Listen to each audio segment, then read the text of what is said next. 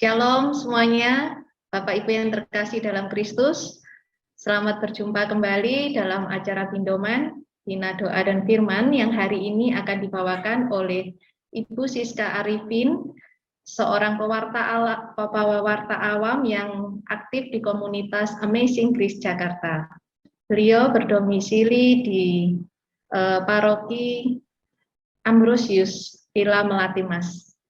Sekarang kita mau dengarkan sapaan dari Ibu Ervina selaku Ketua Umum Bunda Kudus untuk Bapak Ibu sekalian. Silakan Kak Ervin.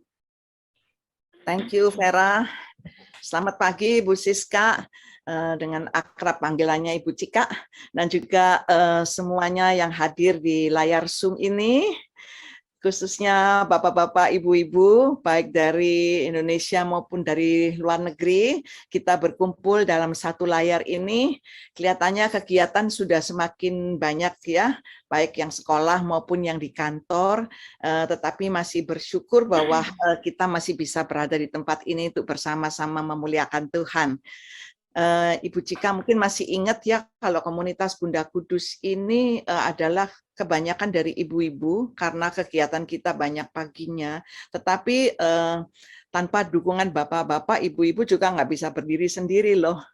Dan kita mempunyai visi misi menjadikan wanita tiang doa bagi keluarganya dan mengajak para wanita untuk mengenal firman Tuhan sehingga mereka akan menjadi tiang untuk keluarganya. Dan pada kesempatan ini bagaimana kita akan menimba supaya doa kita lebih nyampe ke Tuhan, doa kita penuh kuasa, khususnya pada saat-saat yang sulit ini kita perlu memang berdoa agar kuasa Tuhan turun atas kita semuanya.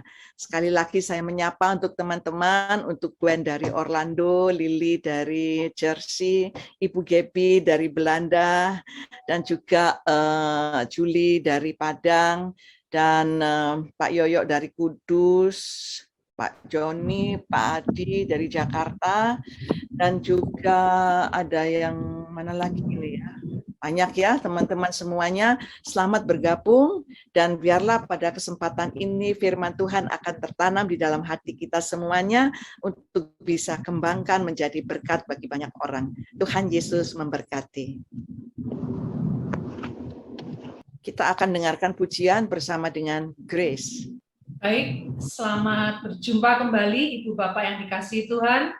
Puji Tuhan, hari ini kita bersama-sama boleh datang kembali untuk bersekutu. Mari kita menaikkan satu pujian berikut ini dengan penuh sukacita.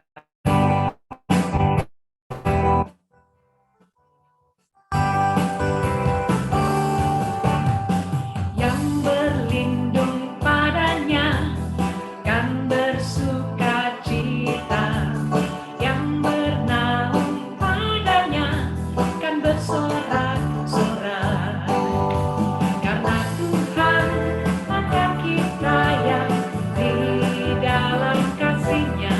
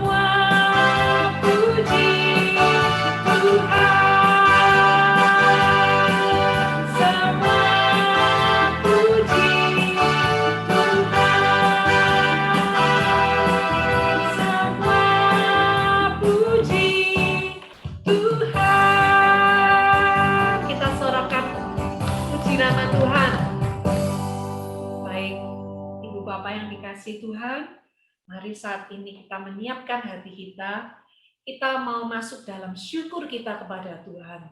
Dalam nama Bapa dan Putra dan Roh Kudus. Amin. Terima kasih Tuhan, untuk kesempatan hari ini kami masih Kau izinkan untuk bersekutu secara online. Kami percaya Tuhan, Engkau rindu untuk menyapa setiap anak-anak-Mu. Dan kami percaya, melalui puji-pujian ini pun Engkau ingin menyegarkan kami.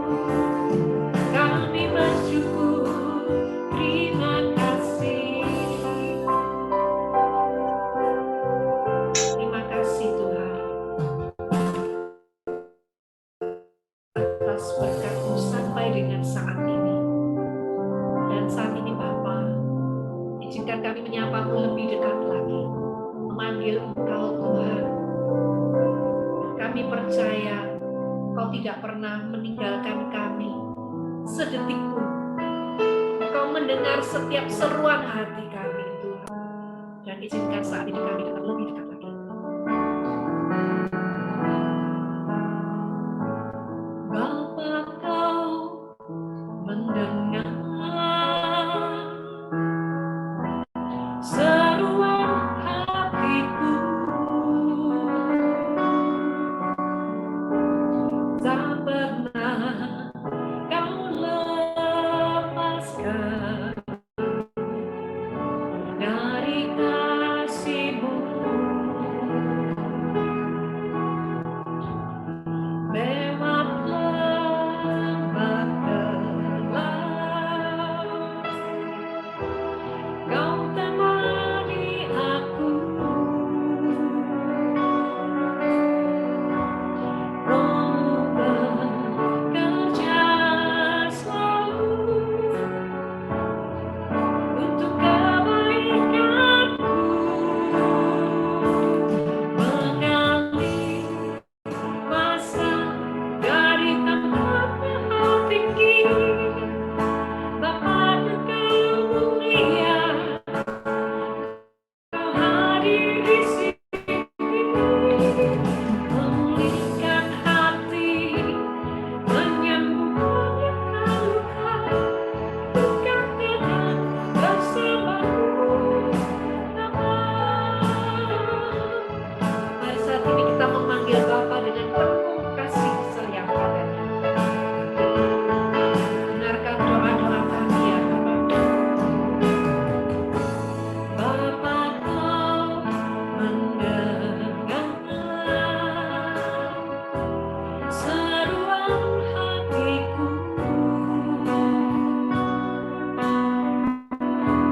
Tak pernah lepaskan dari kasih-Mu. Lewat lembah gelap, Kau temani aku.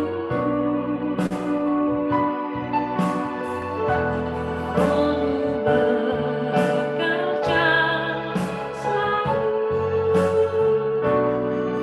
untuk kebaikanku,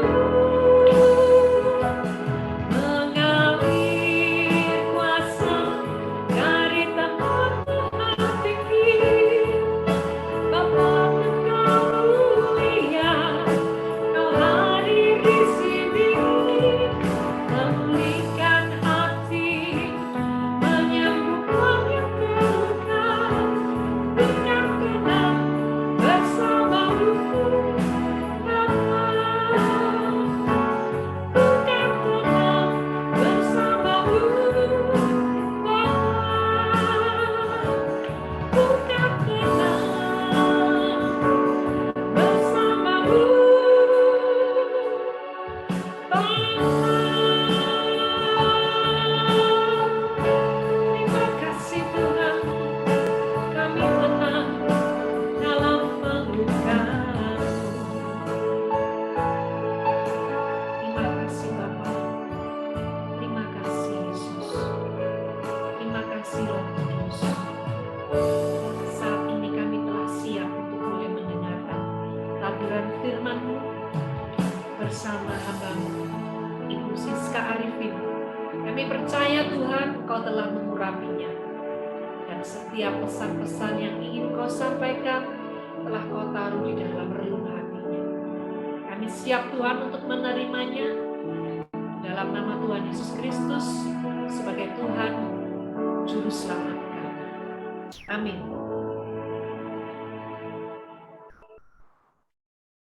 Unmute. Shalom Bapak Ibu saudara-saudariku yang terkasih dimanapun berada. Shalom. Puji nama Tuhan, kalau pagi hari ini kita bisa bertemu meskipun hanya dalam layar kaca, dalam Zoom saja. Tapi kita tahu Tuhan hadir di tengah-tengah kita. Terima kasih kalau sudah mengundang saya untuk boleh men-sharingkan betapa dahsyat kuasa doa di dalam hidup saya. Kasih Tuhan yang demikian besar yang terjadi dalam hidup saya. Mungkin dari Vera sudah sedikit mempublikasikan, saya seorang anak yang pernah di usia 10 tahun sudah divonis mati oleh dokter, dan umur saya tidak lebih dari 15 tahun karena begitu banyaknya penyakit yang saya derita dari masa kecil saya. Tapi kita memiliki Tuhan yang dahsyat, Tuhan yang luar biasa, Tuhan yang mampu melakukan jauh melebihi apa yang kita pikirkan. Dan hari ini saya akan membawakan sesi dengan tema doa yang penuh kuasa, yang sanggup melakukan apapun juga. Nah, sebelum kita masuk dalam sesi, saya mohon Bapak Ibu semuanya mengarahkan tangannya kepada saya untuk mendoakan saya. Mari kita satukan doa kita. Allah yang Maha Pengasih, Allah yang penyayang, Allah yang penuh kuasa, tak henti-hentinya kami bersyukur atas kasih karunia-Mu. Saat ini kalau Engkau memilih hamba-Mu, anak-Mu, Siska, untuk berbicara di depan seluruh anak-anak-Mu dalam Zoom ini, Tuhan tolong urapi, Tuhan tolong pakai, Tuhan bekerja dalam diri anak-Mu Siska. Tuhan urapi lidah bibirnya, Tuhan pakai pikirannya, semua seutuhnya. Sehingga apapun yang akan Kau sampaikan, biarlah Kau sampaikan lewat lidah bibirnya. Biarlah semua yang disampaikannya hanya untuk memuliakan nama-Mu dan menguatkan iman kami untuk semakin percaya dan berserah kepadamu. Terpuji-pujilah Engkau Tuhan, kini dan sepanjang segala masa. Amin. Terima kasih Bapak Ibu sekalian, saya menjadi lebih pede ya. Oke, hari ini kita akan sama-sama menyaksikan dan lebih merasakan lagi akan kuasa Tuhan yang luar biasa dalam hidup kita. Tadi saya sudah dikatakan oleh Vera bahwa saya tinggal di Jakarta, aktivitas di komunitas Amazing Grace. Saya masuk dari paroki Ambrosius Villa Malatimas. Saya berasal dari Kota Padang, tepatnya, dan saya memiliki 2 orang putri. Yang satu tinggal di Sydney dan satu bersama saya. Nah, itu garis besar latar belakang saya siapa. Oke. Hari ini saya ingin berbagi kepada teman-teman semua tentang kuasa doa yang luar biasa yang sanggup mengubah hidup saya. Saya coba akan share doa yang penuh kuasa.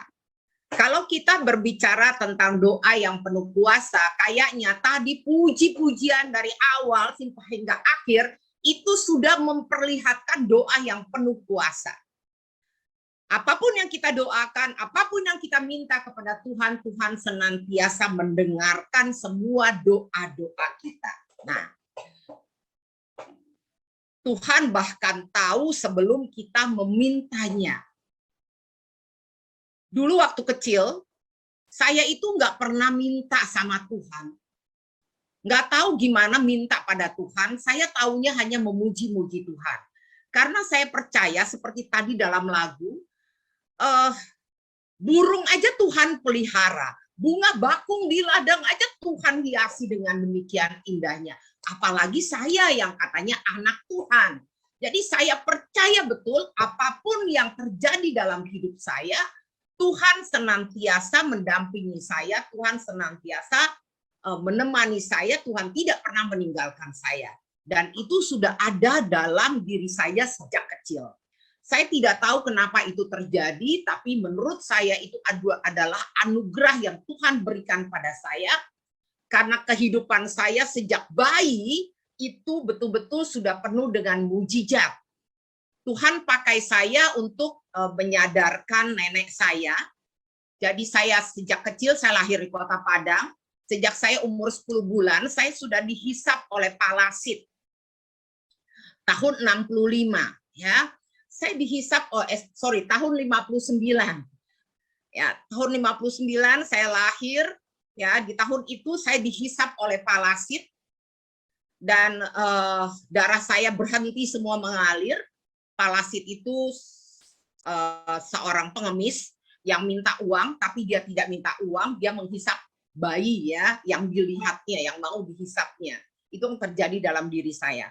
Ternyata Tuhan punya kuasa adalah untuk menyadarkan nenek saya yang saat itu terkenal sangat sombong karena merasa sebagai salah seorang orang terkaya di Kota Padang, ya.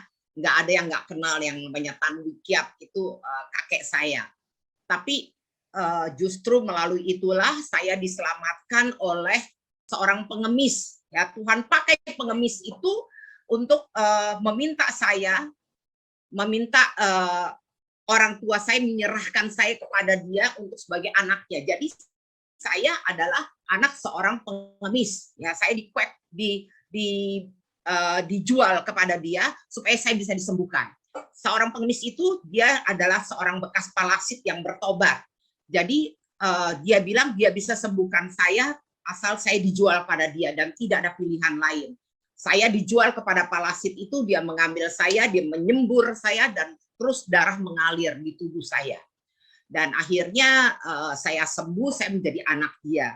Saya sering sekali dikunjungi oleh dia atau tidak dibawa kepada dia, ya. Dan dia sangat menyayangi saya. Itu cara kerja Tuhan yang luar biasa, saya tidak mengerti. Kehidupan saya berjalan seperti biasanya. Tahun 65 kami pindah ke Jakarta dengan masa yang sangat sulit sekali, tidak punya apa-apa karena harta semua habis di meja judi oleh nenek saya. Kakek saya meninggal pada saat saya lahir, dan akhirnya tahun 65 kami harus pindah ke Jakarta, tidak memiliki apapun juga, ya, tidak memiliki harta. Dan keluarga kami ditolong dibantu oleh orang-orang yang pernah berhutang budi kepada kakek saya, dan saya juga dapat bantuan gereja, dan hidup saya terus terang tidak normal, tidak seperti orang normal apa adanya, karena ya keluarga tidak bisa memperhatikan. Mungkin saya juga liar, ya, saat itu umur 7 tahun saya sudah belajar mencari uang sendiri. Dan Tuhan benar-benar menyertai saya, ya. Saya bisa menghidupi hidup saya sendiri, bahkan saya bisa menghidupi teman-teman saya, mentraktir mereka, membayarkan uang sekolah dan sebagainya dengan hanya berjualan makanan, ya, kacang rebus, kacang goreng, sagon, pala dan sebagainya. Itu latar belakang saya hingga akhirnya umur 10 tahun saya divonis oleh dokter karena saya mengidap banyak penyakit, salah satunya adalah lambung saya bocor, mengeluarkan darah setiap hari. Dan HB saya otomatis drop sekali, dan kemudian saya mengalami lagi darah putih dan makan darah merah. Nanti saya ceritakan. Nah, itu bagian latar belakang saya. Oke, kita sekarang masuk. Sebelum kita belajar tentang doa yang penuh kuasa, kita menyadari dulu bahwa doa itu sebetulnya ada 3 macam. Doa yang pertama adalah doa puji-pujian. Ya, kenapa harus ada doa puji-pujian? Kita belajar dari Yesus sendiri. Dalam Matius 26 ayat 30, sesudah menyanyikan nyanyian pujian, pergilah Yesus dan murid-muridnya ke Bukit Zaitun. Jadi ternyata Yesus pun menyanyikan nyanyian pujian. Nah, doa puji-pujian paling banyak sekali kita akan temui di dalam kitab Mazmur. Kita mulai dari Mazmur 100, ya. Itu sudah doa puji-pujian. Saya paling senang dengan Mazmur 103 karena ini yang biasa selalu saya doakan, ya. Kita mulai dari ayat pertama di sini adalah pujilah Tuhan hai jiwaku, Pujilah namanya yang kudus, hai segenap batinku. Pujilah Tuhan, hai jiwaku, dan jangan lupakan segala kebaikannya. Ya, kita coba sampai 5, karena saya biasa mengganti dengan aku langsung. Dia yang mengampuni segala kesalahanku, yang menyembuhkan segala penyakitku, dia yang menebus hidupku dari lubang kubur, yang memahkotai aku dengan kasih setia dan rahmat. Dia yang memuaskan hasratku dengan kebaikan, sehingga masa mudaku menjadi baru, seperti pada burung Raja Wali. Nah, Mazmur 103 ini menjadi kekuatan bagi saya, karena saya tahu bahwa saya sudah disembuhkan Tuhan secara ajaib, maka bagian saya adalah memuji-muji Tuhan. Sehingga saya nggak tahu apa yang harus saya minta, saya hanya tahu bahwa Tuhan sudah menyediakan semua kebutuhan saya. Sebelum saya meminta, Tuhan sudah tahu apa yang menjadi kebutuhan saya. Jadi bagian saya waktu itu, sebelum saya diajar untuk meminta, ya, saya cuma tahu untuk memuji-muji Tuhan. Saya juga senang dengan satu Mazmur yang menjadi kekuatan saya, dan kebetulan di PD Thomas doa fajar ini menjadi Mazmur wajib yang harus kita ucapkan setiap kali pertemuan, yaitu Mazmur 23. Tuhan adalah gembalaku, takkan kekurangan aku. Ia membaringkan aku di padang yang berumput hijau. Ia membimbing aku ke air yang tenang. Ia menyegarkan jiwaku. Ia menuntun aku ke jalan yang benar oleh karena namanya. Sekalipun aku berjalan dalam lembah kekelaman, aku tidak takut bahaya. Sebab engkau besertamu, gadamu dan tongkatmu itulah yang melindungi aku. Engkau menyediakan hidangan bagiku di hadapan lawanku. Engkau mengurapi kepalaku dengan minyak, pialaku penuh melimpah. Kebajikan dan kemurahan belaka akan mengikuti aku seumur hidupku, dan aku akan diam dalam rumah Tuhan sepanjang masa. Itu selalu menjadi doa puji-pujian yang saya panjatkan, yang saya selalu bawakan di dalam doa-doa saya. Saya hanya tahu bersyukur saja, saya hanya tahu menyatakan betapa Tuhan itu baik. Ya, jadi saya tidak tahu bagaimana harus meminta, karena waktu masa kecil saya hanya tahu Tuhan itu sudah menyediakan bagi saya jauh melebihi apa yang saya minta. Kayaknya aneh ya, anak umur 7 tahun, penyakitan, tapi saya dicukupi Tuhan luar biasa. Setiap hari saya membawa 100 bungkus kacang, atau 100 bungkus sagon, atau pala manis, apa saja makanan ke sekolah. Saya taruh di meja, dalam waktu singkat habis. Setiap hari saya laku 100 bungkus. Harganya 10 perak, modal saya 8 perak, saya untung 200 perak setiap hari. Dan saya punya uang sekolah hanya 25 perak, karena saya tercatat sebagai anak yang tidak mampu. Dan saya bisa membiayai teman-teman saya kalau ada karya wisata, bahkan kalau teman-teman saya butuh uang, saya bisa memberikannya. Itu buat saya adalah amazing, betul-betul suatu mujizat yang luar biasa. Yang dimana Tuhan memberikan apapun yang saya butuhkan, bahkan di kelas 2, saya sudah bisa membeli perhiasan. Saya bisa bantu banyak orang, saya nggak tahu. Ya, tapi itulah karunia yang Tuhan berikan pada saya. Ya. Itu doa puji-pujian, ya, karena saya tahunya cuma puji-puji Tuhan selalu.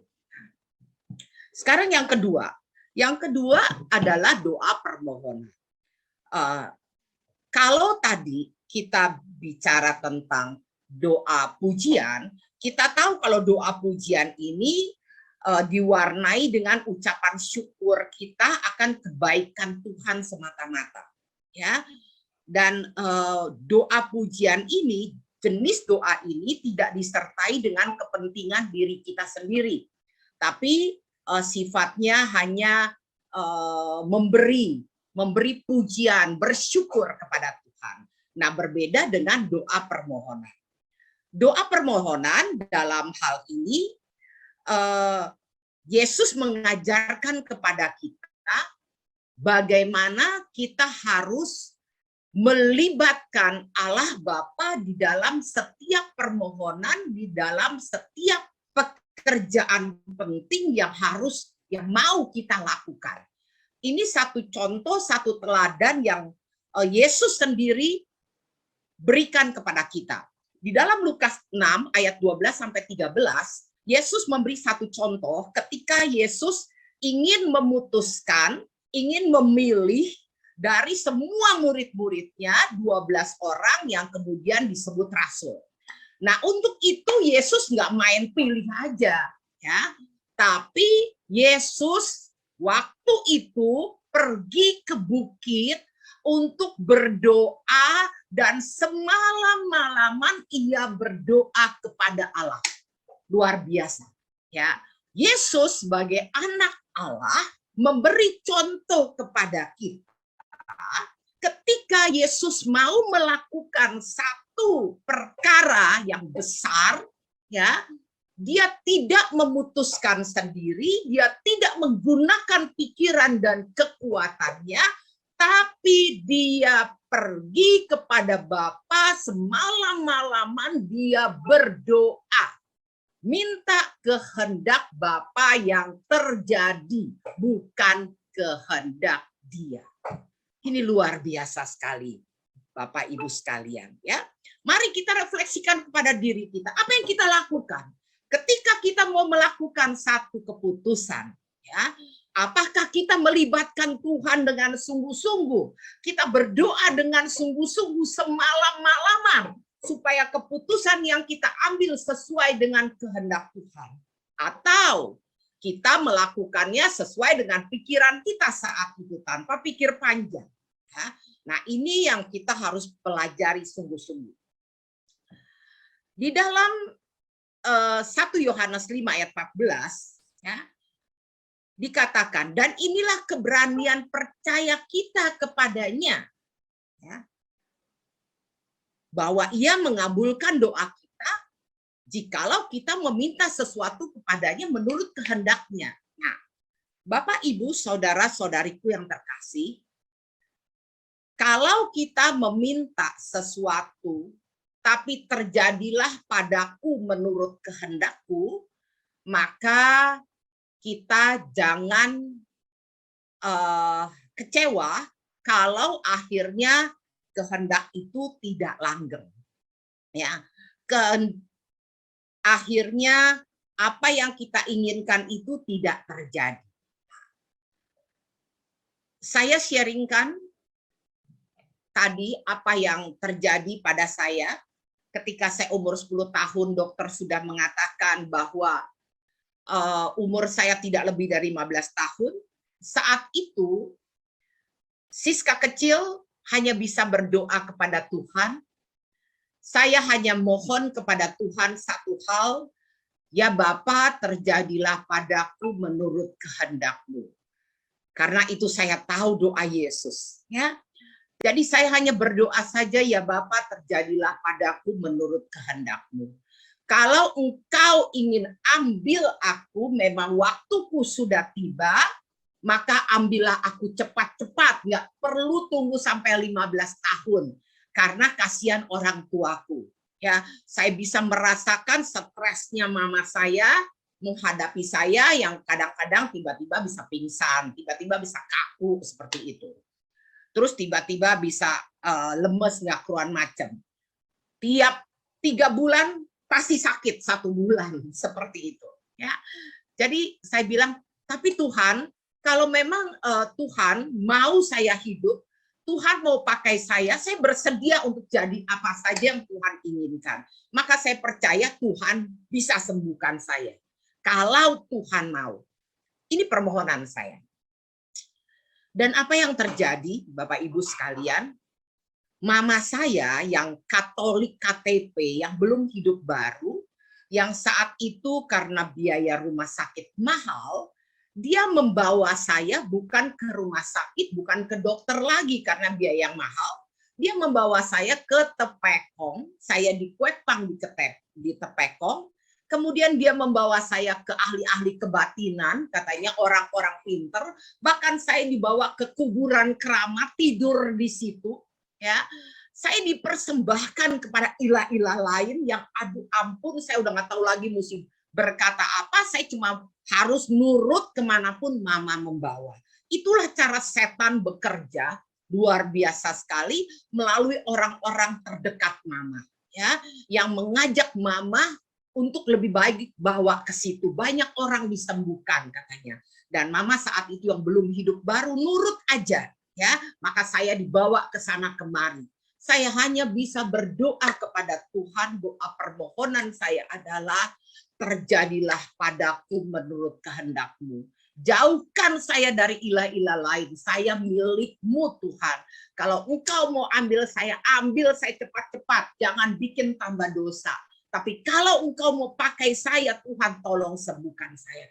Itu cuma doa saya, ya, kepada Tuhan. Dan apa yang terjadi? Mama saya suatu hari bertemu dengan seorang hamba Tuhan, Ibu Herlin almarhum, yang akhirnya meminta mama untuk bertobat. Karena mama sudah terlalu membawa jauh saya, bukan kepada kesembuhan, tapi kepada kerusakan mental, moral, dan sebagainya. Saya semakin jatuh dan saya semakin sakit. Sehingga akhirnya saya mengalami satu penyakit, darah putih makan darah merah. Ya, saya nggak tahu saat itu namanya leukemia, saya cuma tahu darah putih saya makan darah merah saya, sehingga jalan 100-200 meter saya udah nggak kuat, putih semua. Ya, muka saya pucat semua.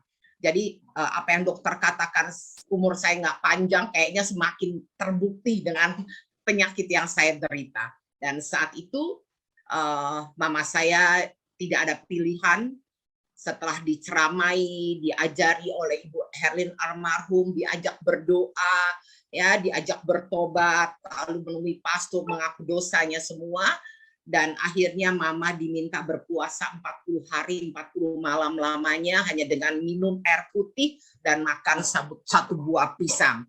Apa yang mereka lakukan di dalam masa berpuasa mereka?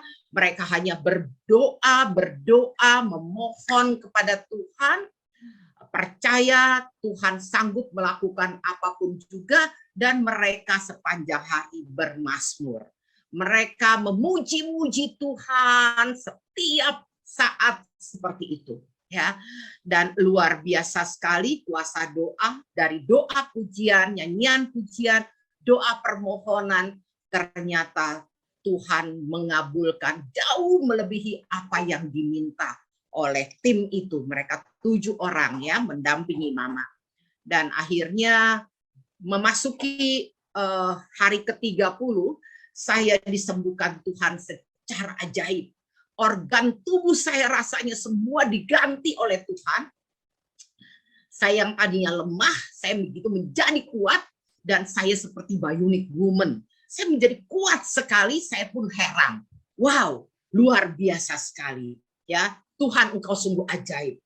Saya tak henti-henti bersyukur, Tuhan, Engkau sungguh ajaib, ya. Maka Mazmur 23 itu menjadi satu kekuatan bagi saya, ya. Saya tidak takut apapun juga, karena Tuhan sanggup melakukan apapun yang jauh melebihi pikiran manusia. Dan tentunya dokter yang paling heran, ini apa kok bisa seperti ini, ya. Bukan tepekong, bukan ahli kebaktinan yang menyembuhkan saya, tapi kuasa doa dan pujian yang mengubah menjadi saya menjadi disembuhkan Tuhan secara ajaib. Dan akhirnya mama saat itu bertobat sungguh-sungguh, meninggalkan dunia lamanya, meninggalkan hidup lamanya, dan akhirnya menyerahkan diri masuk dalam grup Ibu Herlin almarhum untuk keliling Indonesia mendoakan semua orang, ya. Jadi mereka mengusir setan, menyembuhkan orang-orang sakit, ya. Nanti kita belajar di dalam doa yang terakhir, ya. Dan sejak saat itu kehidupan keluarga kami berubah. Kami meninggalkan semua tradisi-tradisi lama yang tadinya kami masih berdoa tepekong, tuanala, ya, bulan 7, ya, tahun baru segala macam, akhirnya semua ditinggalkan. Dan kami semua hidup baru semuanya. Karena satu orang diselamatkan, mama diselamatkan, seluruh isi keluarga diselamatkan. Dan kami semuanya benar-benar percaya kuasa Tuhan yang luar biasa di dalam hidup kita boleh terjadi kalau kita sungguh-sungguh hidup di dalam Tuhan. Nah, Bapak, Ibu, saudara-saudaraku yang terkasih, kita sudah dengar di dalam 1 Yohanes 4 ayat 12 dikatakan,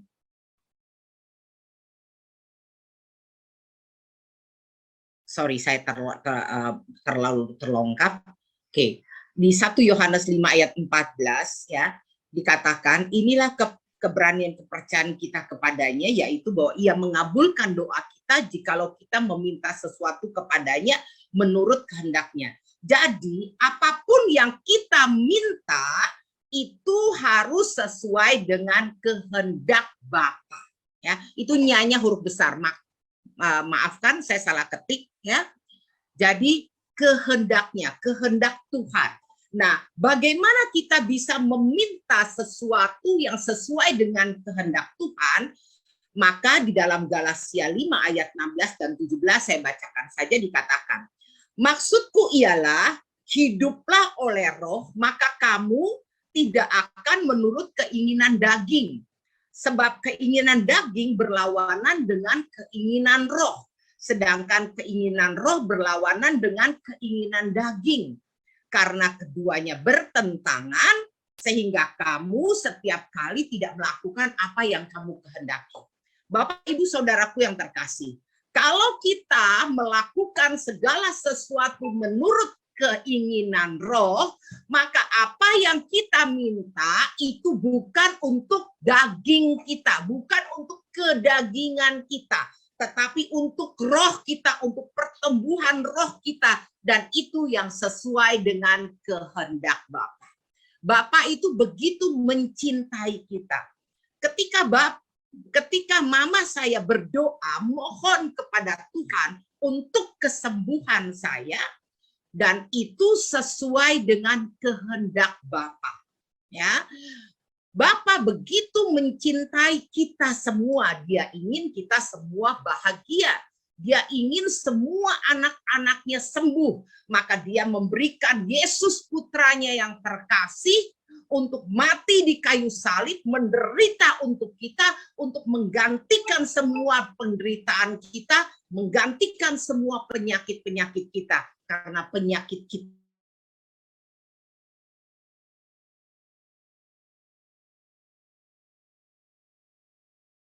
dengan mencintai kita, dia ingin kita berbahagia. Dia ingin kita sehat-sehat saja. Penyakit itu tidak datang dari Tuhan, tapi penyakit itu datang dari si iblis dan dari keinginan daging kita. Doa yang ketiga itu adalah doa raja atau King's Prayer. Ya, nah disinilah kita akan belajar sungguh-sungguh akan kuasa doa itu yang luar biasa, yang mana Tuhan berikan kepada kita. Ya, kita bisa melihat satu contoh. Kita percaya bahwa kita adalah anak Tuhan, bahwa kita adalah ahli waris Tuhan.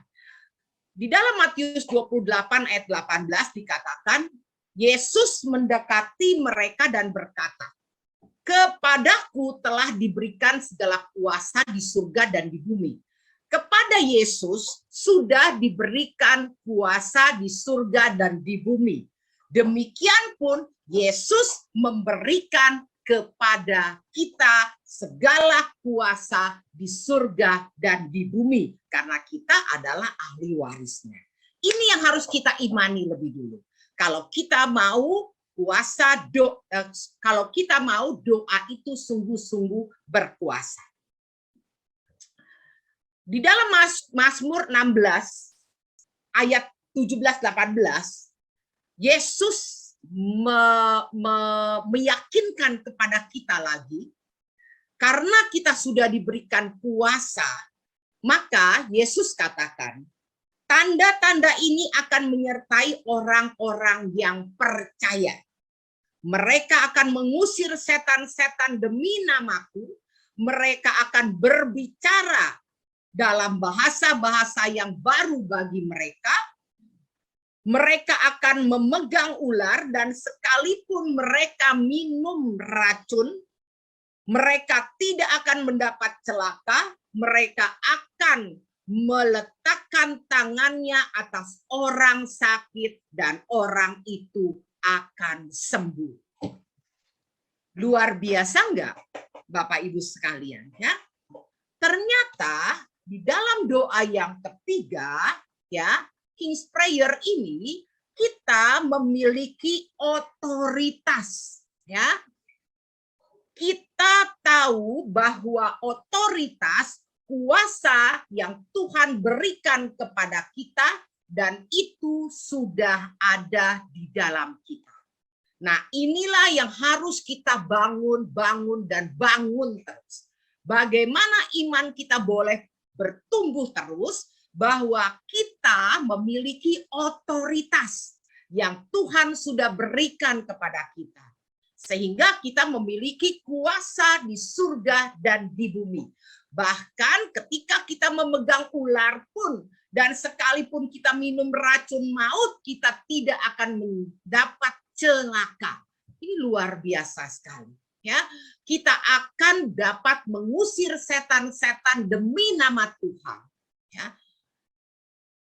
Bapak, Ibu, saudara-saudariku yang terkasih, pertanyaan saya, seberapa besar iman percaya kita akan firman yang telah kita dengar dan kita baca ini? Apakah kita sungguh-sungguh yakin bahwa kita sebagai ahli waris, sebagai anak-anak Tuhan, kita memiliki otoritas? Nah, disinilah iman kita teruji. Bapak Ibu mungkin sudah sering mendengar kalau Pak Ben, ya, Pak Ben sedang membawakan firman, sedang mengadakan mujizat penyembuhan. Di saat itu Pak Ben sungguh-sungguh meyakini bahwa Pak Ben memiliki otoritas. Inilah yang ditularkan kepada kita semua. Supaya kita yakin kita ini memiliki otoritas, kita bisa menyembuhkan, ya. Kita bukan hanya bisa mendoakan orang, menyembuhkan orang, tapi kita juga bisa menyembuhkan diri kita sendiri. Selama kita menyadari bahwa tubuhku adalah bait Allah, ya, tidak ada satu penyakit pun yang bisa menempel dalam tubuh kita. Nah, ini yang perlu proses bagaimana iman kita boleh semakin kuat. Ya, Bapak Ibu sekalian, dikala mengalami masa pandemi, di sekitar saya, di keliling saya, banyak sekali orang-orang yang mengalami COVID. Saya mohon maaf, ya, saya bukan mau menyombongkan diri, tapi di sini mungkin iman saya yang bertumbuh dengan luar biasa. Saya percaya sekali ketika saya mendoakan Mazmur 90, di situ saya percaya sekali bahwa saya benar-benar aman dalam lindungan Tuhan. Setiap hari Mazmur 91 ini menjadi kekuatan bagi saya. Mazmur 91 ini saya selalu ganti dengan kata-kata aku. Ya, jadi aku yang duduk dalam lindungan yang maha tinggi dan bermalam dalam naungan yang maha kuasa akan berkata kepada Tuhan, tempat perlindunganku dan kubu pertahananku, Allahku yang kupercayai. Sungguh dialah yang akan melepaskan aku dari jerat menangkap burung, dari penyakit sampar yang busuk. Dengan kepaknya ia akan menudungi aku. Di bawah sayapnya aku akan berlindung, kesetiaannya ialah perisai dan pagar tembok. Aku tak usah takut terhadap kedahsyatan malam, terhadap panah yang terbang di waktu siang, terhadap penyakit sampar yang berjalan di dalam gelap, terhadap penyakit menular yang mengamuk di waktu petang. Walau 1000 orang rebah di sisiku, 10.000 di sebelah kananku, tetapi itu tidak akan menimpa aku. Ya, ini selalu saya baca, saya ucapkan, saya imani, ya. Dan saya sungguh merasakan tangan Tuhan senantiasa menyertai saya, Bapak Ibu sekalian. Dan saya boleh sampai hari ini selalu sehat, bukan dikatakan saya selalu mengurung diri, tidak, saya selalu melakukan aktivitas juga di luar, kami juga selalu olahraga di alam terbuka, ya. Tapi firman ini benar-benar menguatkan saya. Dan ini yang menjadi kekuatan saya, dan puji nama Tuhan, kami semua sekeluarga tidak ada yang mengalami sakit apapun juga, semua kami sehat-sehat saja, dan kami bisa menjadi kepanjangan Tuhan untuk membantu mereka yang justru mengalami sakit. Ya, Tuhan luar biasa, karena semua kembali kepada seberapa besar iman percaya kita. Ya, selama kita sungguh-sungguh percaya bahwa Tuhan sanggup melakukan apapun juga, maka kita akan selamat. Itu menurut iman yang saya miliki. Bapak, Ibu, saudaraku, saudariku yang terkasih. Kalau kita mau nekat, ya, kalau kita baca firman ini kan kayaknya kok nekat banget sih, gitu ya. Agak ngeheng.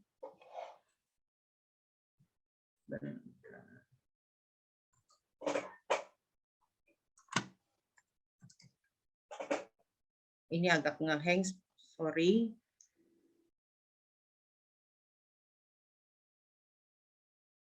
Oke, nggak apa-apa. Ini saya nggak bisa skip, tapi kita lanjut saja. Di dalam Efesus 1 ayat 19 dikatakan seperti ini.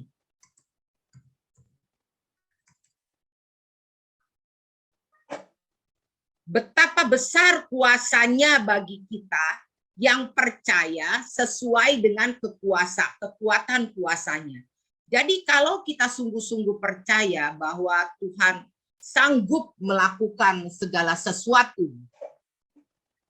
buat kita, maka kuasanya itu sangat luar biasa sekali.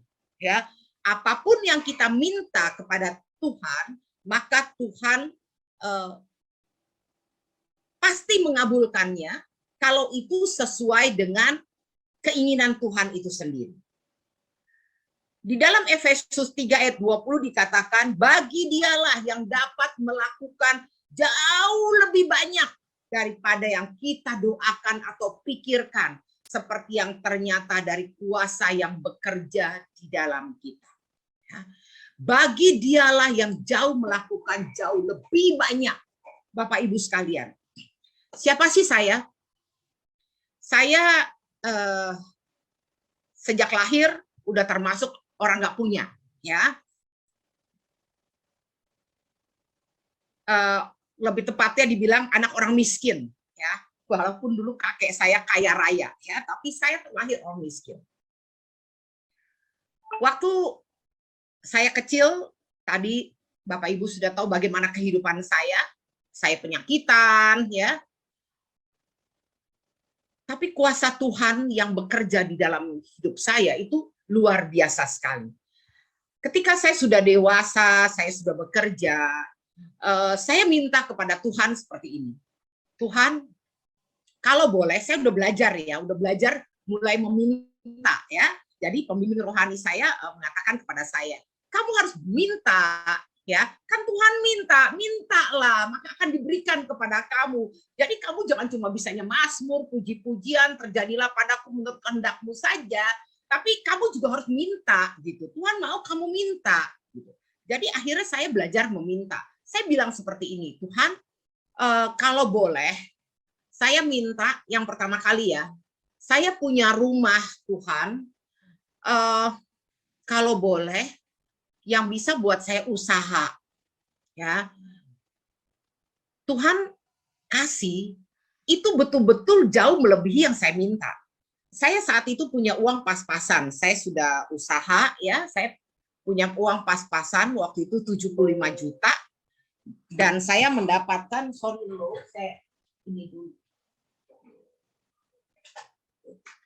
saya dapat satu rumah yang luasnya itu hanya 105 meter ya di Harapan Indah dengan uang 75 juta itu.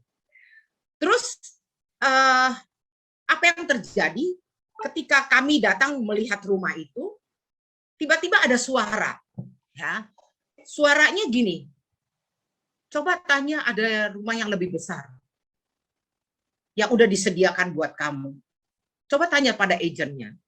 Terus saya ngomong begini, Mas Harry, ya namanya Harry, di Harapan Indah itu, saya bilang, Mas, ada nggak sih rumah yang di jalan raya? Karena saya minta sama Tuhan, saya mau punya rumah di jalan raya untuk usaha. Sebab saya catering, waktu itu saya catering, ya. Yang memudahkan saya untuk aktivitas. Terus dia bilang begini, ada Bu, ini orang mau jual rumahnya murah, karena ini rumah udah lama, dan udah banyak rusak. Tapi di tepi jalan raya cuma hadapnya barat. Ibu nggak pantang ngadep barat buat usaha. Saya cuma bilang gini, enggak tuh, saya enggak pantang ngadep apapun juga, buat saya semua sama ya, arah mata angin itu sama. Kalau Tuhan yang kasih, maka Tuhan akan memberkati, saya bilang gitu. Terus dia bilang, ya udah kalau ibu mau nanti coba saya tanyakan pada yang punya. Anda tahu apa yang terjadi? Ketika saya sampai di tempat di kantor pemasaran, tiba-tiba ada telepon berbunyi ya di kantor itu dan Harry mengangkatnya. Anda tahu dari siapa? Dari pemilik rumah itu. Dia bilang sama Harry, Reher, rumah saya positif dijual. Kamu jual aja, jual murah. Jual berapa Bu? 75 juta. Itu duit saya, teman-teman. Ya, dan langsung Harry bilang sama saya, Bu Siska, itu rumah jadi dijual 75 juta. Saya langsung bilang, deal, ambil. Ya. Dan saya nggak punya duit tambahan lagi, cuma 75 juta. Sedangkan saya harus renovasi. Jadi saya harus akhirnya bilang sama Harry, saya bayar 65 juta, 10 juta saya kredit pakai BTN, dan 10 juta itulah saya gunakan untuk renovasi. Bapak Ibu, dari 105 meter di jalan di dalam kompleks ya, di belakang, saya dapat rumah di tepi jalan raya yang 250 meter. Ya. Meskipun rumahnya banyak rusak, tapi dengan duit 10 juta itu kami bisa renovasi dan akhirnya saya dapat rumah itu. Itu sesuatu yang tidak pernah terfikirkan oleh saya bahwa saya dapat rumah di tepi jalan raya. Ya. Itu karena doa permohonan yang saya minta kepada Tuhan dan itu sesuai dengan keinginan Tuhan. Memang Tuhan mau berikan saya yang terbaik. Ya. Terus apa lagi? Waktu saya kerja, jadi saya sudah sebelumnya saya cerita dulu tahun 95. Jadi rumah yang saya minta pada Tuhan itu akhirnya terbakar oleh si jago merah tahun 95. Terus tahun 90 saya memiliki rumah itu, tahun 95 terbakar oleh si jago merah tanggal 31 Desember. Anda tahu apa yang terjadi? Ini luar biasa sekali.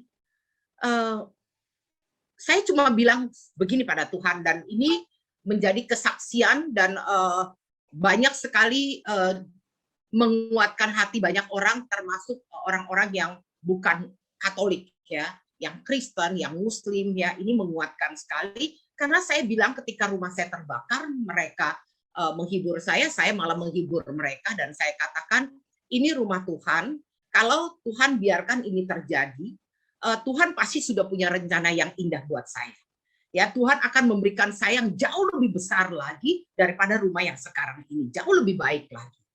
Dan ini menjadi kesaksian buat Romo Marto Sujito, waktu itu almarhum.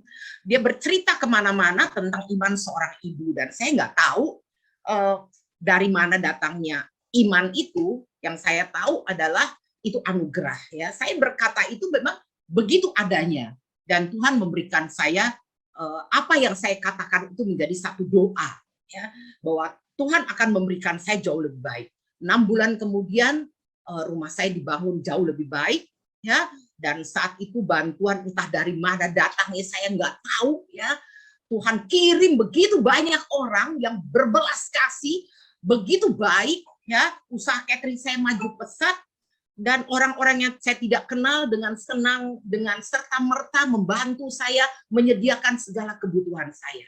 Dari mana datangnya itu kalau bukan dari Tuhan, Bapak Ibu sekalian. Jadi bagi dialah yang dapat melakukan jauh lebih banyak daripada yang kita doakan atau pikirkan. Ya, syaratnya ini, tunduklah kepada Allah. Ya, dalam Yakobus 4 ayat 7. Tunduklah kepada Allah dan lawanlah iblis, maka ia akan lari daripada.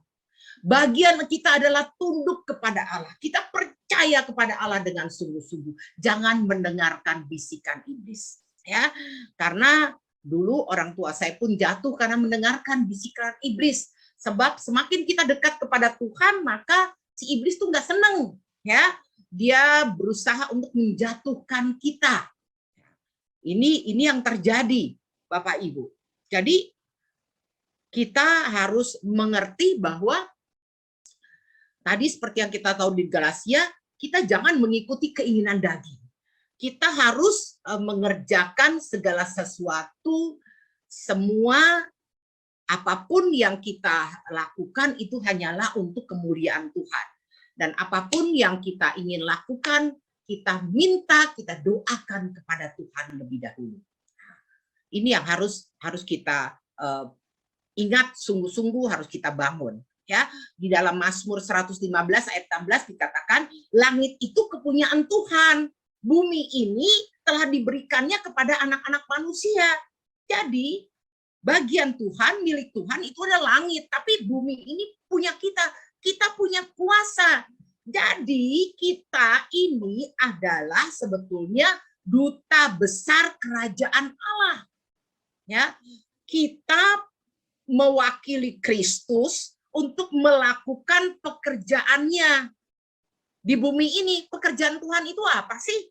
Pekerjaan Tuhan itu tentunya membinasakan, menghabiskan iblis, ya. Membinasakan pekerjaan-pekerjaan iblis, karena iblis itu pekerjaannya adalah mencari jiwa-jiwa untuk dia menangkan, terutama anak-anak Tuhan. Jadi pekerjaan kita adalah kita harus lawan iblis itu. Jangan turuti kehendak dunia, yang kita harus ikuti adalah apa yang menjadi kehendak Tuhan. Nah, maka di sini di dalam ayat ini kita tahu bahwa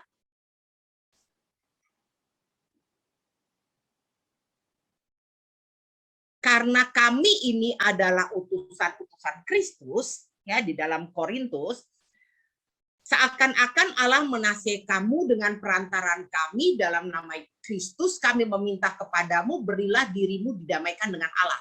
Jadi pertama kali yang harus kita lakukan adalah mari kita damaikan diri kita dengan Allah. Kita harus percaya sungguh-sungguh bahwa Allah sudah menyatu dengan kita, bahwa hidup kita, diri kita semuanya adalah milik Allah. Kita adalah duta-duta besar, kita adalah ambasador, ya, dalam Korintus 2 ayat 5 sampai 20. Ayat 2 Korintus 5 ayat 20 dikatakan kita adalah utusan-utusan Kristus. Nah, kalau kita sebagai utusan-utusan Kristus, apa sih sebenarnya misi Kristus di bumi ini yang harus kita kerjakan?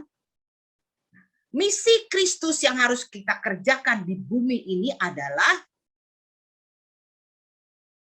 membinasakan perbuatan-perbuatan iblis. Karena kita tahu apa yang Yesus kerjakan.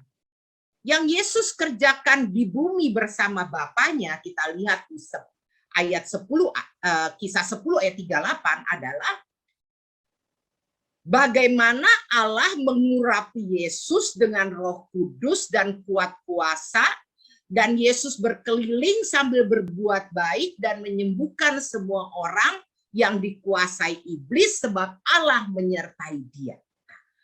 Itu pekerjaan Tuhan Yesus. Pekerjaan Tuhan Yesus adalah menyelamatkan kita semua. Ya, Yesus menyembuhkan semua orang yang dikuasai iblis. Iblis nggak berani pada Yesus. Ya, kita sering sekali membaca bagaimana iblis berteriak-teriak, ya, minta tolong ya engkau jangan urus aku ya. Nah, seperti itu. Iblis takut sekali, aku tahu engkau siapa. Jadi saudara-saudaraku yang terkasih, kalau kita ingin mengalami doa kita berkuasa, pakai kuasa otoritas yang telah Tuhan tinggalkan kepada kita. Dan kita harus berdoa dengan iman. Kalau kita sudah berdamai dengan Allah, dan kita tahu tugas kita di dunia adalah melawan si iblis, melawan keinginan daging, ya, maka kita harus memakai otoritas yang sudah diberikan kepada kita untuk melawan si iblis itu. Di dalam Kisah 10 ayat 38 dikatakan, ini sudah tadi ya. Di dalam Markus, nah ini dia. Di dalam Markus 11 ayat 29 dikatakan seperti ini. Sesungguhnya aku berkata kepadamu, ya, sesungguhnya barang siapa berkata kepada gunung ini beranjaklah dan tercampaklah ke dalam laut,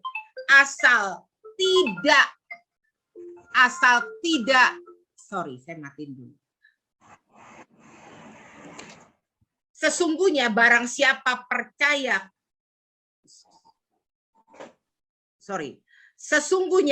siapa berkata kepada gunung beranjaklah dan tercampaklah ke dalam laut, asal ia tidak bimbang hatinya, tetapi percaya bahwa apa yang dikatakannya itu akan terjadi, maka hal itu akan terjadi kepadanya. Bapak, Ibu, saudara-saudariku yang terkasih, ya, ini suatu anugerah luar biasa. Udah tahu gue lama di sini. Ini suatu anugerah bahwa kita memiliki telur kayak kita dapat mengalahkan apapun juga karena kita memiliki otoritas. Bahkan kalau kita di dalam Markus 11 ayat 23 itu dikatakan, kalau kita berkata kepada gunung beranjaklah dan tercampaklah ke dalam laut, asal kita tidak bimbang, maka apa yang kita katakan itu akan terjadi. Berarti kita semua sudah memiliki otoritas. Kita memiliki kuasa yang Tuhan berikan kepada kita.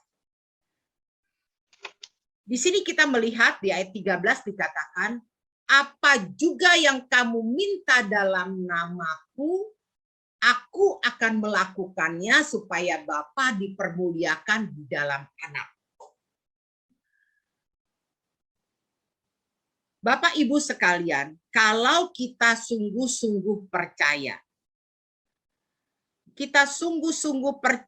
bahwa kita memiliki otoritas itu, maka ketika kita berdoa, kita gunakan kuasa Tuhan itu, dan Tuhan pasti bela firman-Nya. Ya, apapun yang kita minta, ketika kita mendoakan orang, ya, kita harus percaya, sungguh-sungguh. Saya suka dibilang lebay oleh keluarga, bahkan oleh suami saya sendiri. Katanya saya tidak berpikir secara rasional. Buat saya memang kalau kita mau mengikuti Tuhan, kadang-kadang apa yang menurut kita itu benar, belum tentu menurut manusia lain itu benar. saya punya satu pengalaman yang baru saja terjadi belum lama, yaitu di tanggal di bulan Maret, ya, tepatnya tanggal 5 April. Saya tanggal 5 April harus berangkat ke Sydney karena anak saya diwisuda tanggal 11 April. Dan kebetulan di bulan Februari saya tahu bahwa visa saya habis, sebab visa saya berakhir di bulan Januari. Dan saat itu saya sudah membeli tiket buat tanggal 29 Maret sebenarnya saya mau berangkat. Tapi akhirnya pihak travel mengadakan sebaiknya jangan tanggal 29 Maret, karena kelengkapan visa saya belum lengkap sebab undangan wisuda belum ada. Jadi lebih baik dimundurkan. Kemudian saya mundurkan ke tanggal 5 April, di mana saat itu visa saya juga belum keluar. Bapak, Ibu, Saudaraku yang terkasih, orang banyak mengatakan saya ini suka mencobai Tuhan. Tidak, sama sekali tidak. Tapi saya memiliki iman, saya mempunyai menggunakan otoritas yang Tuhan berikan kepada saya, dan saya katakan visa saya pasti selesai sebelum waktunya, tepat pada waktunya. Tanggal 29 belum ada kabar sama sekali tentang visa, karena saat itu undangan resmi baru keluar dan saya baru serahkan ke kedutaan. Dan apa yang terjadi, tanggal 3 April, saya harus PCR karena tanggal 5 subuh kita harus sudah berangkat. Tiketnya seperti itu. Dan saya melakukan PCR meskipun visa belum keluar. Suami saya bilang, lu gila. Ya, semua orang-orang bilang, lu gila. Saya bilang, saya tidak gila. Saya punya iman. Dan saya percaya terus, betul-betul percaya bahwa visa saya akan Tuhan berikan tepat pada waktunya, karena Tuhan mau saya menghadiri wisuda anak saya. Tuhan nggak mau anak saya kecewa, karena Tuhan sangat mencintai dia. Itu yang saya katakan. Ya, dan saya akhirnya PCR. Ya, hasilnya keluar ya malam dan bagus. Tanggal 4 saya ditelepon oleh orang travel Panorama yang mengurus visa saya dan tiket saya. Dia bilang, Ibu, tiket Ibu terpaksa harus kami cancel jika sampai jam 3 nanti visa Ibu belum keluar juga. Ya, karena kalau kami tidak cancel, Ibu tidak dapat uang sama sekali, pengembalian uang. Sebab tanggal 5 pagi Ibu sudah harus berangkat. Saya bilang, tiket saya tidak akan di-cancel karena visa saya akan keluar. Dia bingung, dia pikir ini berhadapan sama orang gila. Ya. Dan saya percaya sehari-harian itu saya hanya memuji-muji Tuhan. Saya hanya bernyanyi dan saya percaya dengan sungguh-sungguh bahwa visa saya pasti akan keluar. Suami saya udah nggak bisa ngomong lagi sama saya. Dia bilang, terserah lu, suka-suka lu, iman-iman lu. Katanya seperti itu. Dan saya bilang, tenang aja. Saya udah packing semua barang-barang saya. Ya, sudah siap untuk berangkat. Apa yang terjadi Bapak Ibu? Ketika kita berdoa dengan sungguh-sungguh, kita pakai otoritas yang Tuhan berikan kepada kita. Jam 3:10 selesai saya doa koronka dan doa kerahiman. Ya, saya ditelepon oleh agen saya sambil menangis. Saya juga jadi ingin terharu luar biasa ya. Dia bilang, Ibu luar biasa sekali. Saya nggak tahu lagi harus berkata apa-apa. Visa Ibu baru saja selesai, baru keluar. Dan kita tidak jadi cancel. Puji nama Tuhan. Saya cuma bilang pada dia, saya tahu visa saya pasti keluar. Ya, saya pasti berangkat, maka saya sudah siapkan semuanya. Bapak, Ibu, Saudaraku sekalian. Doa apapun yang kita ucapkan kepada Tuhan, itu akan penuh kuasa kalau kita menyadari siapa diri kita. Kalau kita menyadari betapa Tuhan sangat mencintai kita. Ketika kita minta sesuatu, tidak ada yang tidak Tuhan kabulkan kalau itu sesuai dengan kebutuhan kita. Berbeda kalau itu sesuai dengan keinginan kita. Keinginan kita keinginan daging. Ya, itu yang sering membuat orang kecewa karena dia meminta sesuai dengan keinginan dagingnya. Tapi kalau kita meminta sesuai dengan kebutuhan kita, ya, maka Tuhan tidak pernah mengecewakan kita. Begitu banyak mujizat yang Tuhan berikan dalam hidup saya. Ketika saya minta kepada Tuhan, Tuhan, saya mau dong 1 kali aja, saya bilang bahwa 1 kali aja Tuhan izinkan saya ke Yerusalem dan ke Lourdes sebelum nanti Tuhan memanggil saya.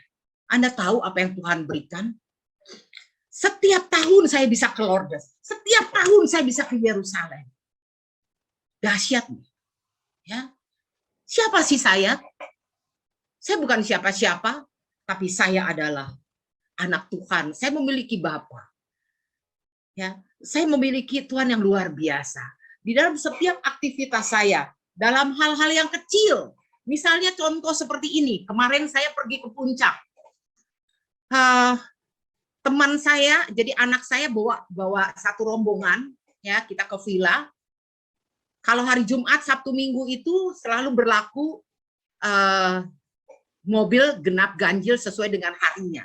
Ya, jadi anak saya punya teman mobilnya genap, saya ganjil, nggak ada masalah. Jadi kita berangkat malam dan suami saya bilang nggak usah takut, kita pakai jalan melingkar, ya, jalan jauh.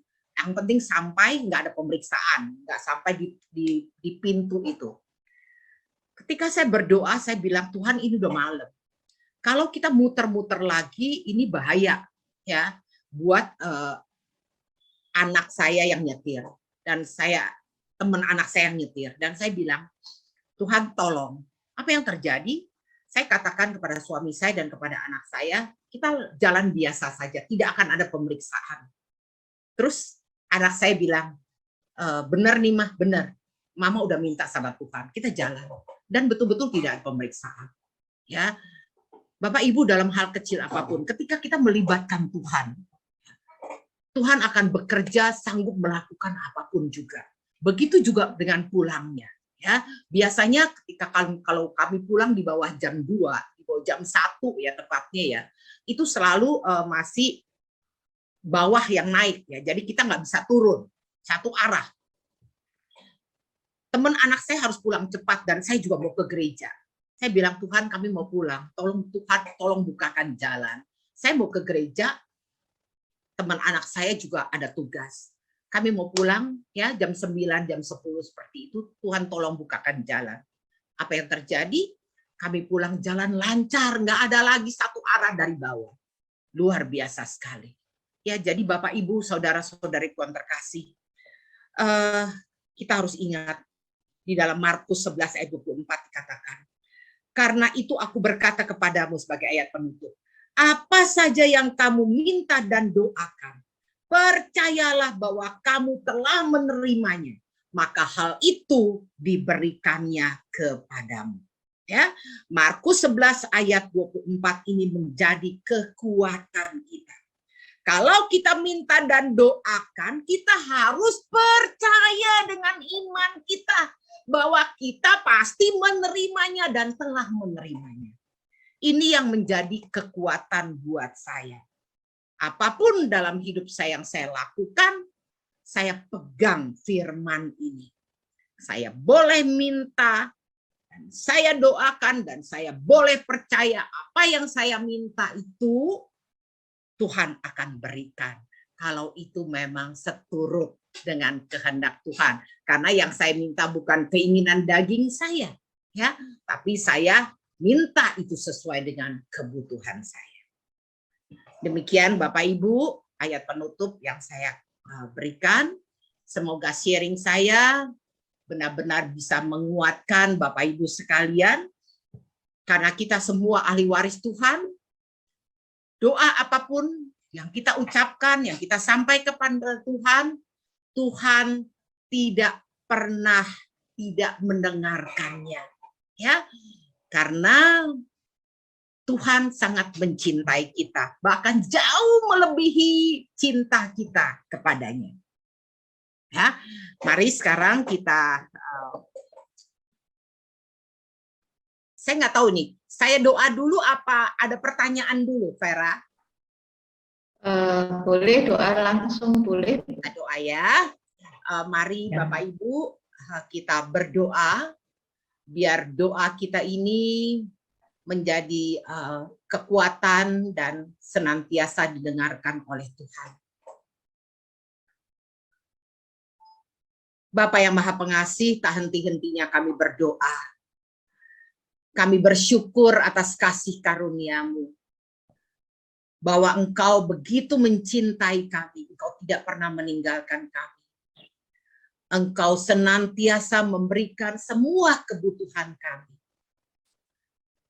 Kalau bunga bakung di ladang saja kau hiasi dengan demikian indahnya. Kalau burung-burung pun yang tidak bekerja kau beri makan. Apalagi kami anak-anak-Mu yang Engkau cintai dengan seluruh jiwa ragamu, yang telah kau tebus dengan darah-Mu yang mahal di kayu salib. Kami percaya Tuhan bahwa Engkau tidak pernah meninggalkan kami. Engkau senantiasa menyertai kami. Hanya kami yang kurang percaya Tuhan. Kami yang belum berdamai dengan diri kami sendiri. Kami yang belum menyadari siapa diri kami. Tolong Tuhan, biar Roh Kudus-Mu yang menerangi kami. Sehingga dari hari ke hari kami semakin menyadari bahwa kami ini benar-benar ahli waris-Mu Tuhan. Kami memiliki otoritas-Mu Tuhan. Sehingga apapun yang kami minta, yang kami percayakan di dalam nama-Mu, kami punya kuasa. Dan kami tidak perlu melibatkan Engkau, menyuruh-nyuruh Engkau lagi Tuhan. Tapi Engkau sudah memberikan kuasa itu kepada kami. Biarlah bagian kami hanyalah memuji kemuliaan-Mu Tuhan. Bagian kami adalah menyembah-Mu, melakukan kehendak-Mu seturut dengan firman-Mu. Bagaimana kami boleh menjadi kepanjangan tangan-Mu, menjadi saluran berkat-Mu bagi sesama kami. Itu bagian kami Tuhan. Tuhan Yesus, ketika kami berdoa, biarlah kami bukan berdoa untuk kepentingan kami sendiri, tapi kami berdoa untuk kebutuhan kami, untuk kebutuhan sesama kami. Bagaimana kami boleh menjadi saksi-saksi-Mu bahwa kami semua dipelihara oleh-Mu. Seperti bangsa Israel, meskipun mereka tegar tengkuk Tuhan, meskipun mereka melakukan begitu banyak kesalahan demi kesalahan, tapi Engkau begitu mencintai mereka. Engkau selalu memberikan kesempatan buat mereka untuk memperbaiki diri. Dan kami juga percaya Tuhan, Engkau juga memberikan kesempatan bagi kami untuk memperbaiki diri kami, agar kami sungguh-sungguh percaya dengan iman bahwa kami adalah ahli waris-Mu. Bahwa kami adalah anak-anak-Mu yang dicintai oleh-Mu dengan demikian luar biasanya. Tuhan Yesus, biarlah bagian kami memuji-muji kebesaran-Mu. Biarlah bagian kami adalah mewartakan kebesaran-Mu, menyatakan kebaikan-Mu pada setiap orang yang kami temui. Terima kasih Tuhan Yesus, terima kasih untuk setiap peristiwa yang boleh terjadi dalam hidup kami. Kami tahu Engkau tidak pernah membiarkan kami sendiri. Engkau senantiasa mendampingi kami. Melalui peristiwa-peristiwa yang tidak enak yang kami alami, justru disitulah kami boleh belajar untuk terus bertumbuh dan bertumbuh. Bahwa kami memiliki seorang Bapa yang mencintai kami, yang sungguh-sungguh mengasihi kami, jauh melebihi apapun yang kami pikirkan. Tuhan Yesus, terima kasih. Terima kasih untuk semua pengalaman yang boleh kami alami dalam hidup kami. Terima kasih untuk segalanya. Pakai kami terus Tuhan, sehingga kami boleh menguatkan banyak orang bahwa Engkau adalah Allah yang hidup, yang dulu, kini, dan selamanya tetap hidup dan berkuasa di dalam kehidupan kami. Kemuliaan kepada Bapa dan Putra dan Roh Kudus, seperti pada permulaan, sekarang, selalu, dan sepanjang segala abad. Amin.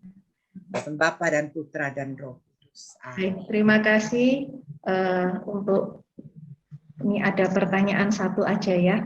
Ya. Setelah kita berdoa, apa yang Tuhan rubah pertama kali, Ibu? Setelah kita ada pertanyaan berdoa, dari Bapak Hiru. Oke.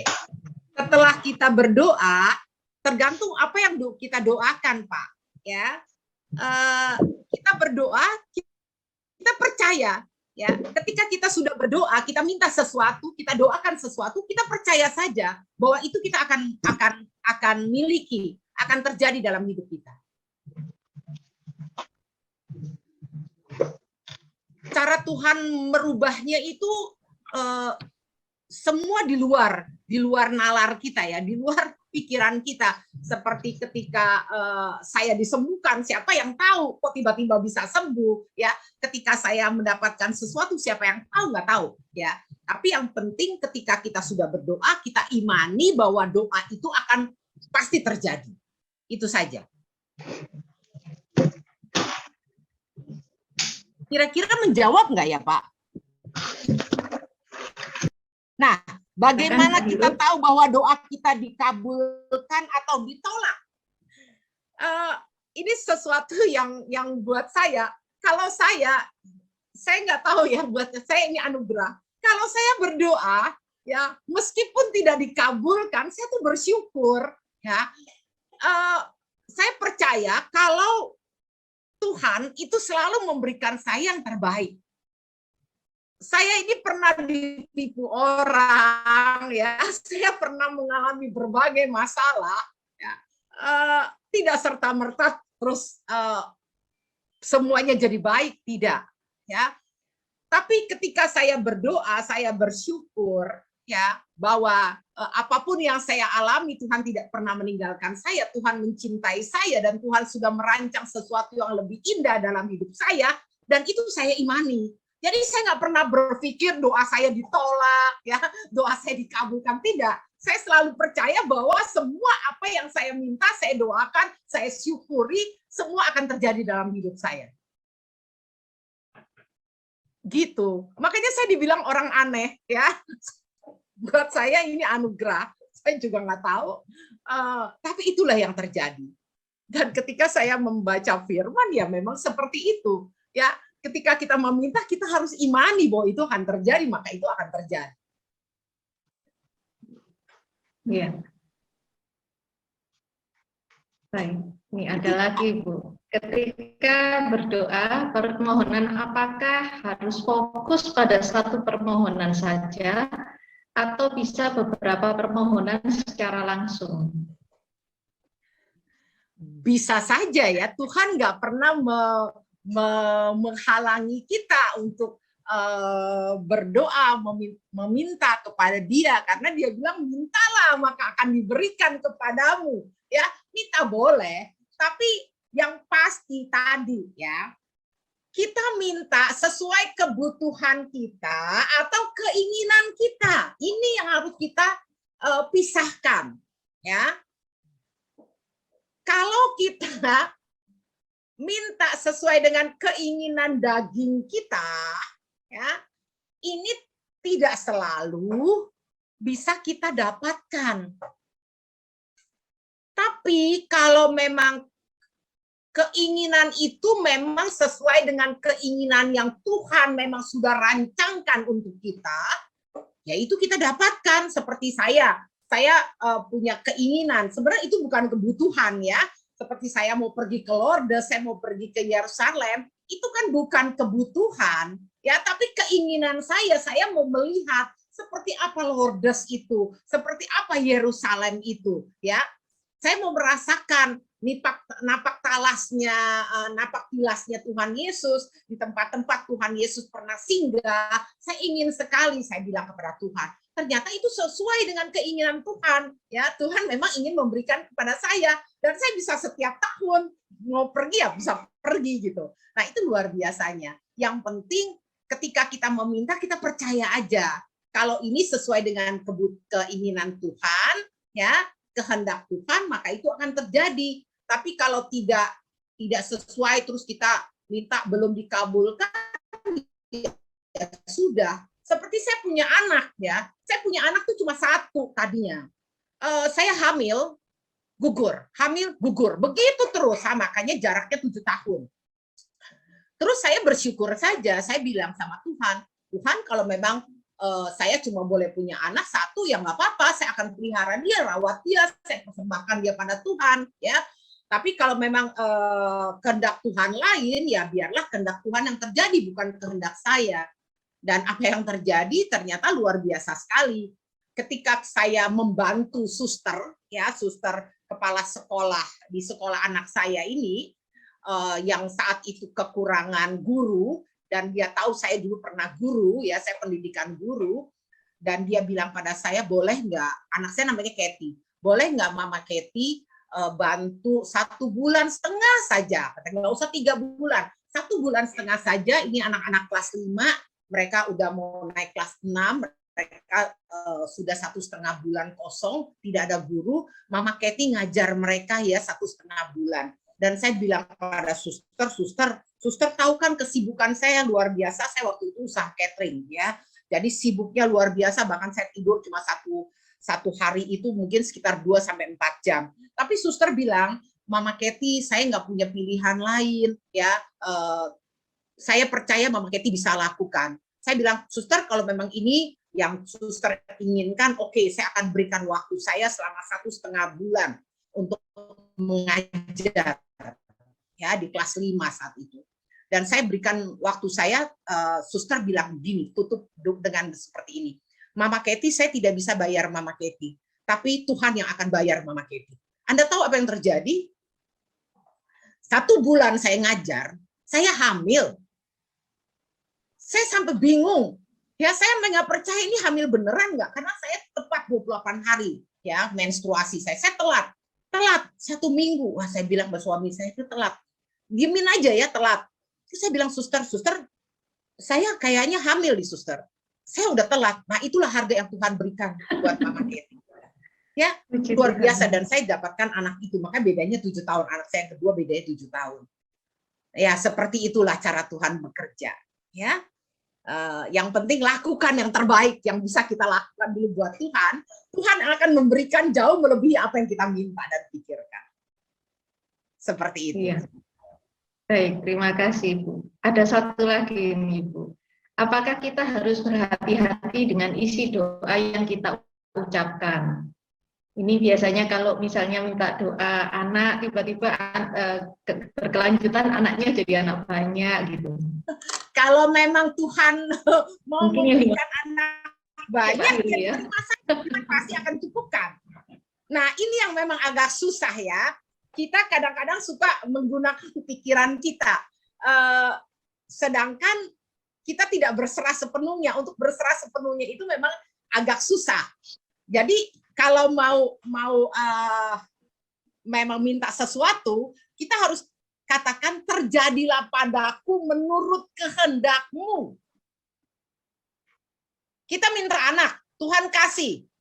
Terus kita kan diberikan bijaksanaan kan? Seperti saya nih contohnya.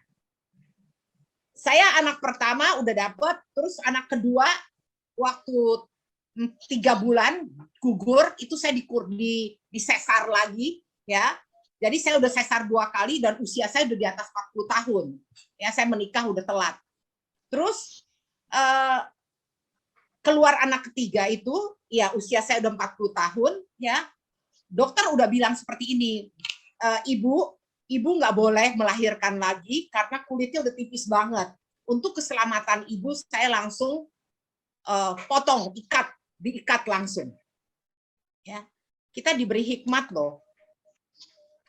Jadi saya cuma bilang ya kalau memang ini yang terbaik ya sudah lakukan saja.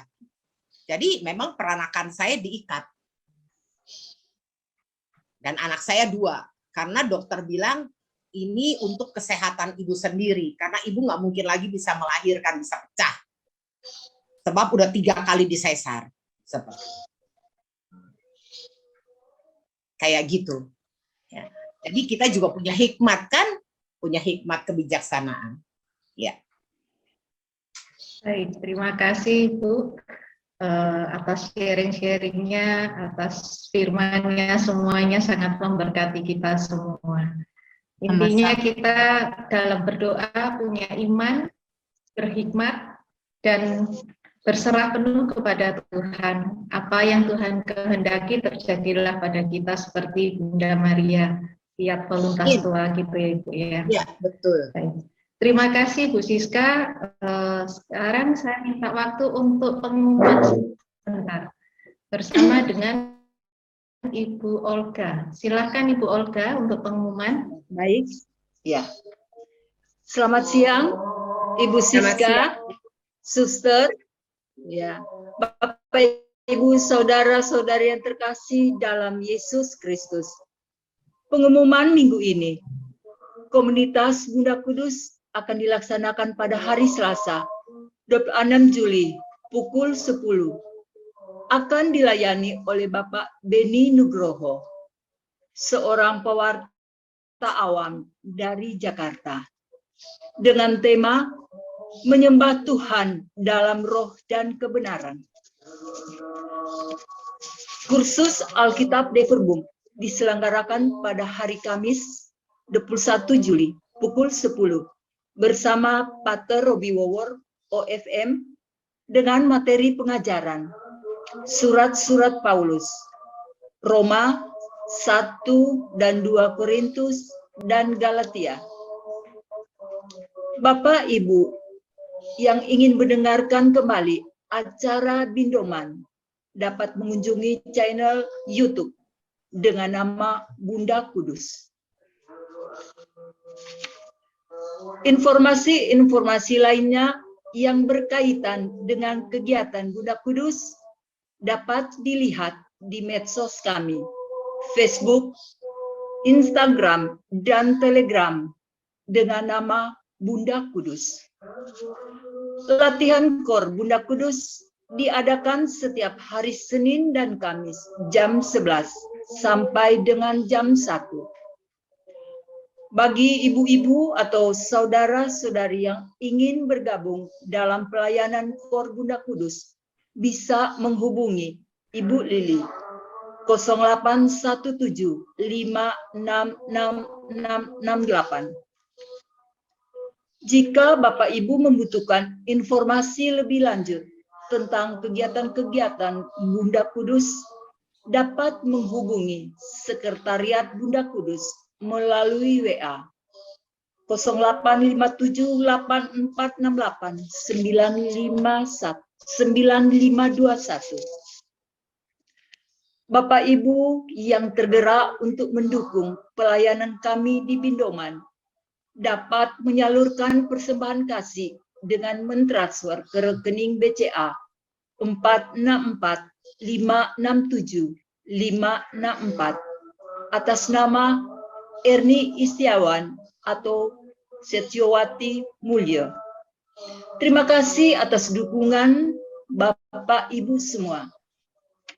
Misa dan novena Bunda Maria Pengurai Simpul Masalah bersama Pater Robi Wowor OFM diadakan setiap hari Senin dan Jumat pukul 19 selama 9 kali berturut-turut.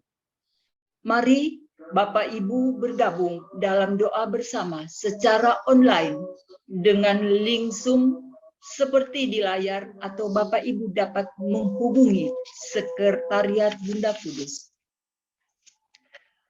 Bunda Kudus membantu penjualan barang-barang rohani dan dana yang diperoleh akan digunakan untuk pemeliharaan tanah suci Holy Land melalui Yayasan Terra Sancta yang dikelola oleh Pater Robi. Bapak Ibu yang ingin membantu pelayanan Pater Robi, silakan memesan barang-barang tersebut melalui Ibu Agnes dengan nomor WA seperti yang tertera di layar. Terima kasih atas partisipasi Bapak Ibu semua. Salam sehat selalu dari kami, Komunitas Bunda Kudus Surabaya. Tuhan memberkati kita semua. Terima kasih. Terima kasih Bu Olga. Terima kasih. Bu Siska, ini ada satu pertanyaan mungkin bisa dijawab dengan singkat mengenai Santa Bernadette Sobiru dan Santo Carlo Agustis yang meninggal karena sakit. Apakah bukankah beliau sudah memohon kesembuhan kepada Tuhan? Apakah doanya tidak terkabulkan atau karena Tuhan punya rencana yang lain? Begitu. Yang pasti Tuhan punya rencana yang indah buat kedua anaknya itu untuk menyatakan kemuliaan Tuhan. Iya, baik. Ya, itu yang saya imani ya. Iya, baik. Terima kasih Ibu. Supaya kita semua kan semakin jelas ya bagaimana kita harus berdoa, bagaimana doa kita penuh kuasa. Dan Selasa depan, Bapak Ibu sekalian, kita akan belajar bagaimana kalau doa-doa kita yang penuh kuasa itu doa yang benar di dalam roh dan kebenaran bersama dengan Bapak Beni Nugroho. Mari kita ikuti. Dan saat ini kita mau tutup sebentar Vera, sebentar Vera, ya. Ini ada teman-teman kita yang terkena COVID. Juga ada Ibu Gebi dari Belanda. Mungkin Ibu Siska kalau tidak keberatan mendoakan yang sakit. Saya mau banget kok. Terima kasih. Ya, kita sama-sama berdoa ya. Yuk. Perlu saya sebut namanya atau semua yang sakit saja? Semua yang sakit aja, karena teman kita di Bunda Kudus ada yang terkena COVID juga, ada juga dari umat yang hadir ini ada yang terkena juga.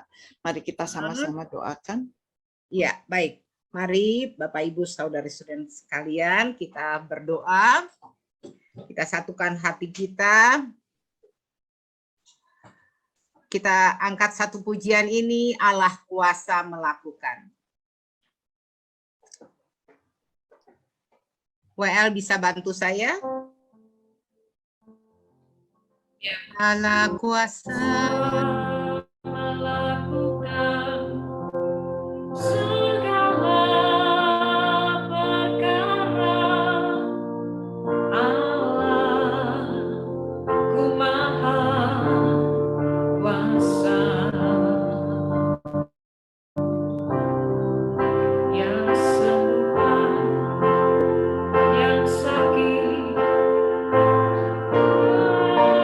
yang sakit, Allah ku maha kuasa.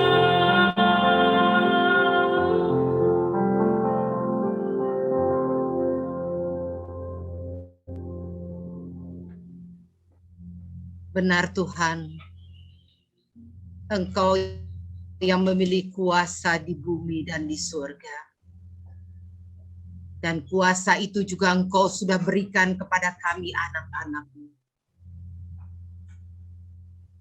Dengan otoritas yang Kau berikan kepada kami berdoa untuk semua anak-anak-Mu yang saat ini mengalami sakit, yang terkena COVID, ataupun yang mengalami sakit yang lainnya. Dengan otoritas yang Kau berikan kepada kami satukan hati kami satukan iman kami berkata, dengan kuasa yang Kau berikan kepada kami, segala sakit penyakit apapun juga, sakit COVID, sakit apapun juga, hancur di dalam nama Yesus. Karena kuasa nama itu yang sanggup menghancurkan segala penyakit dan memulihkan segala keadaan.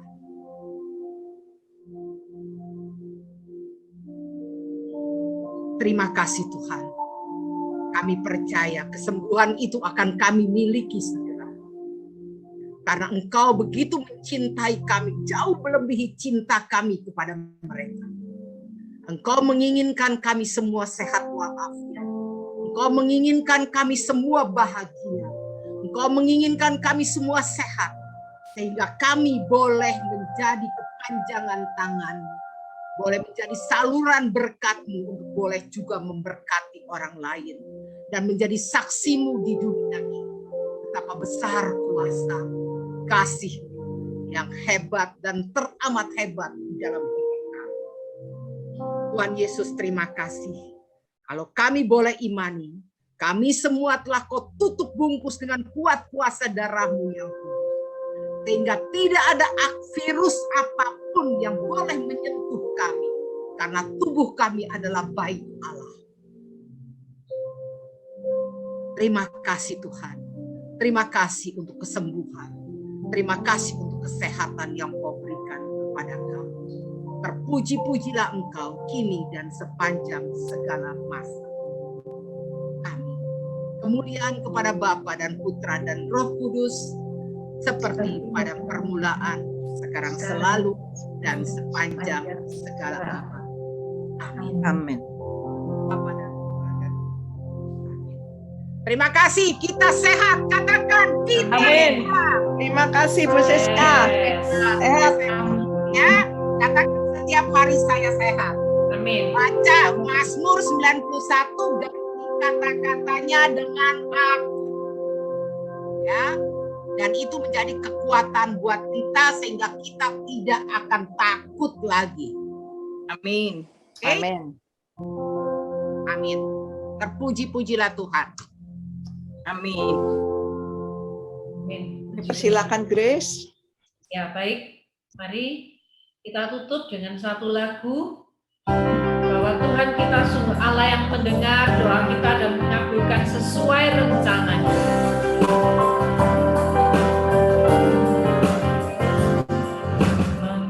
Mengenalmu di hidupku, anugerah indah bagiku, dan tak akan pernah berganti.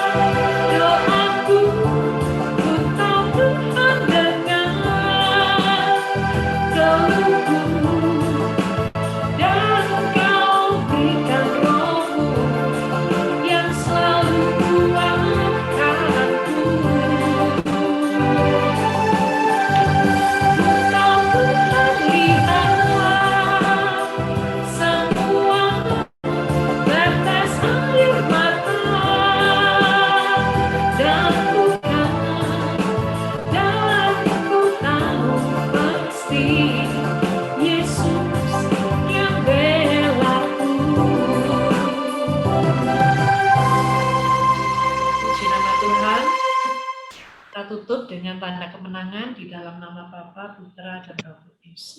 Amin. Terima kasih Bapak Ibu. Terima kasih. Terima kasih semuanya. Yes. Sekali lagi. Grace, luar biasa. Terima kasih Mbak Grace. Terima kasih semuanya. Tuhan Terima kasih berkati. semuanya. Terima kasih Pak Adi. Terima kasih. Dan percaya ya. Percaya Tuhan sanggup. Saya. Amin.